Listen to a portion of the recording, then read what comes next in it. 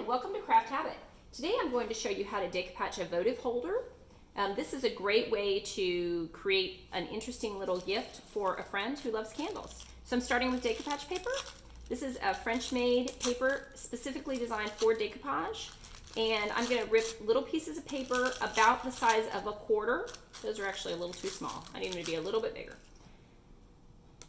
You can do this here at our workspace in the store. We sell kits with the glue and the brush already for you. They're $2.25. You can purchase whatever form you want to decoupage and a sheet of paper. One piece of paper goes a long way. I'm only going to use about this much paper to do that votive. And a sheet is big, like this.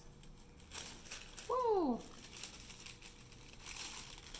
The papers are also sheer, so when I've got this votive finished and there is a candle inside, you'll see the beautiful pattern through the paper. So I'm starting by putting a thin layer of glue right on the glass, and then I'm using the brush to smooth it out. So with Decopatch paper, with Decopatch glue, less is more. You don't want to make it too wet and goopy. You really want to just use a very small amount. It really holds on better. It's a good idea to overlap your paper a little bit. That'll make it a little more interesting when your candle is lit. So brush bristles on there.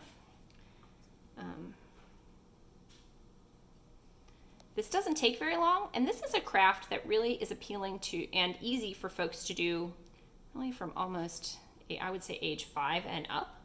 So if you have some youngsters in your family that want to make gifts for people, some votive candle holders are always a really sweet little gift. You can even put a battery-powered tea light in here if you're worried about having an actual flame. Lots of kids love to have a little candle in their room, and a battery-powered one makes it easier. So this doesn't take very long at all, as you can see.